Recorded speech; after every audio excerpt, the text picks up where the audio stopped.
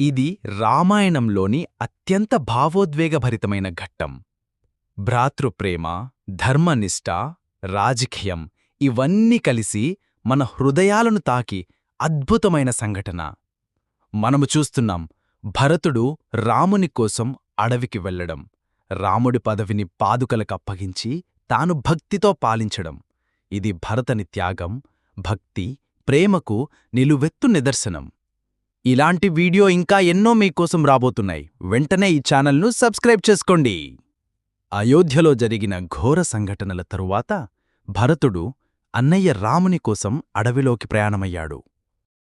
తన తల్లి కైకేయి చేసిన దుర్మార్గాన్ని తెలుసుకొని భరతుని హృదయం నెమలిపిట్ట కీరలా చితికిపోయింది. భరతుడు, శత్రుఘ్నుడు, వశిష్ఠ మహర్షి, ఇతర మంత్రిమండలి వాళ్లంతా కలిసి రథాలపై అడవిలోని రాముని శిబిరానికి వెళ్లారు. చిత్రకూటానికి చేరినవారు రాముని దర్శించగానే భరతుడు కన్నీటితో రాముని పాదాలకు లంపటానికెళ్లాడు. అన్నయ్యా, తల్లి చేసిన తప్పు నాకైతే తెలియదు. దయచేసి తిరిగిరా, నీవు లేకపోతే అయోధ్యే లేదు. రాముడు బంధువులను చూసి ఆనందించాడు, కాని ధర్మమే తన ప్రథమ కర్తవ్యమని స్పష్టంగా చెప్పాడు. భరత, నాకు పితృవాజ్ఞ ధర్మం ముఖ్యము. 15 సంవత్సరాల అరణ్యవాసం నేను తప్పకుండా పూర్తి చేస్తాను. భరతుడు ఎంతో బాధతో నిరుత్సాహంతో ఇలా అన్నాడు. అన్నయ్యా, నీవు తిరిగి రావడం లేదు కదా, అయితే నీ పాదుకలను నాకివ్వు, అవే నా పాలనా చిహ్నాలు. రాముడు తన పాదుకలను అర్చించి భరతునికిచ్చాడు. భరతుడు ఆ పాదుకలను తీసుకొని నందిగ్రామానికి వెళ్ళి వాటిని రాజసింహాసనంపై ఉంచాడు.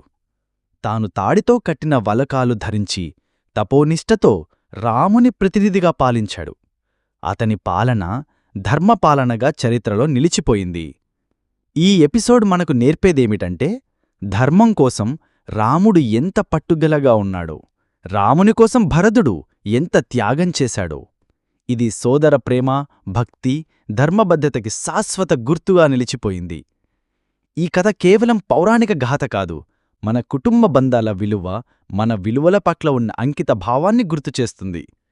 ఇలాంటి ఎపిసోడ్స్ ఇంకా ఎన్నో రాబోతున్నాయి. వెంటనే ఈ వీడియోని లైక్ చేయండి, మీకు నచ్చిన ఘట్టం కామెంట్ చేయండి, ఛానల్ను సబ్స్క్రైబ్ చేసుకోండి. జై శ్రీరామ్.